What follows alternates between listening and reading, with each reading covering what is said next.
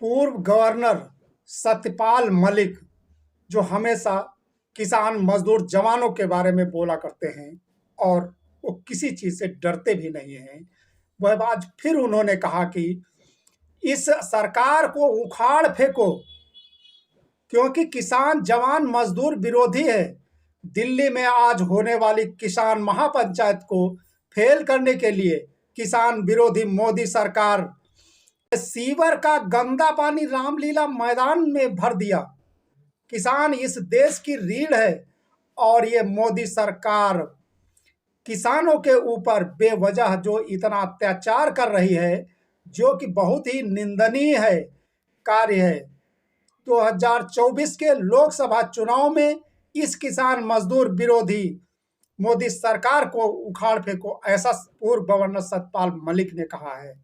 और इसके बाद राहुल गांधी ने क्या कहा है? राहुल गांधी ने कहा कि यह भाजपा सरकार उतनी ही क्रूर है जितने अंग्रेज थे।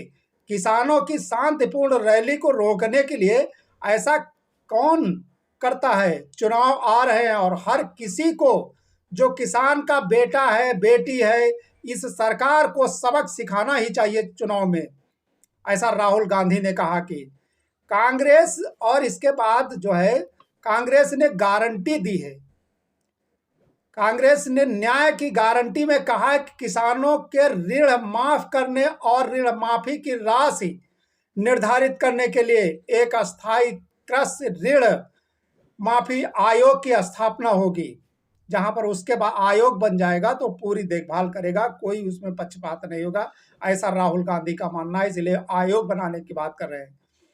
और एमएसपी को कानूनी दर्जा दिया जाएगा।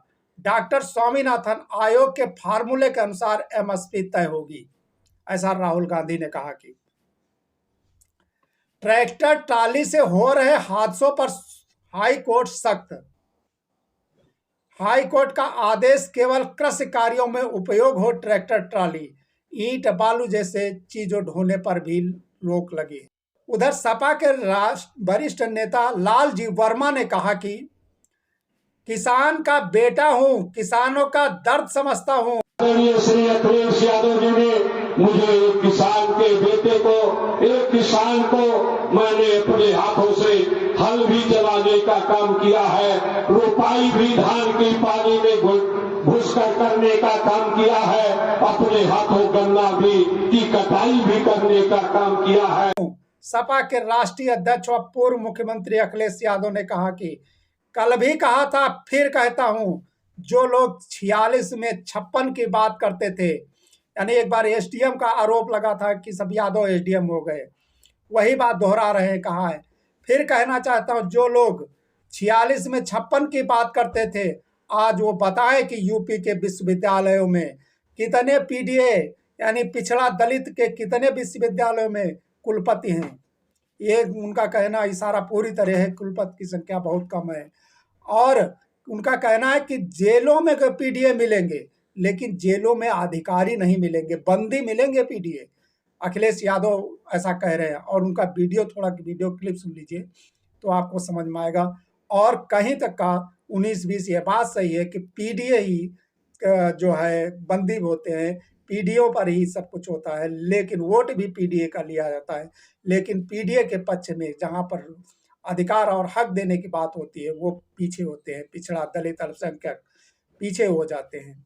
इसी पर अखिलेश यादव कह रहे हैं। कल भी मैंने कहा था, कई बार कहा, सदन में कहा और फिर कहता हूं मैं, जो लोग 46 में 56 की बात कहते थे, आज बताएं कि वाइस चांसलर्स जो अपॉइंट हुए वो कितने हुए पीडीए, और वाइस चांसलर्स ने जो अपॉइंट किए हैं उसमें पीडीए कितने हैं, जिलों में पीडीए कितने हैं, जिलों की अधिकारियों की पोस्टिंग में कितना पीडीए है।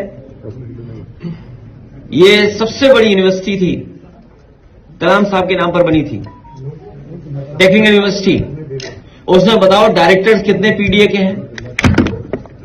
तो भारतीय जनता पार्टी पीडीए का केवल वोट लेना जानती है। उधर दिल्ली के सीएम मुख्यमंत्री अरविंद केजरीवाल ने कहा कि कल मैंने प्रेस कॉन्फ्रेंस कर बताया था कि किस तरह सीएए देश के लिए खतरनाक है। सीए पर बोले हैं अरविंद केजरीवाल, विरोध कर रहे हैं। आज गृह मंत्री अमित शाह जी ने उस पर अपना बयान दिया। इस प्रेस कॉन्फ्रेंस के माध्यम से उनके बयान का जवाब दे रहे हैं। सीए पर बयान के बाद सीएम अरविंद केजरीवाल घर के बाहर हिंदू शरणार्थियों का प्रदर्शन हो रहा, जबरदस्त प्रदर्शन हो रहा, घर का घेराव कर लिया गया। इतने ज्यादा वो लोग शरणार्थी हैं और वो बीजेपी के पक्ष में है, यानी बीजेपी जो सीए का लेकर आई है उसके पक्ष में वो लोग बात कर रहे हैं। जबकि यहाँ देश में कई जगह धरना प्रदर्शन हो रहे हैं, विरोध हो रहा है और उनका कहना है कि हमारे देश में 80 करोड़ जनसंख्या, वैसे भी जो मोदी जी कहते हैं उनको राशन फ्री में राशन दिया जा रहा है, यदि और लोग आ जाएंगे देश की आबादी और बढ़ेगी और इन्हीं लोगों, देश के लोगों का ही हक मारा जाएगा।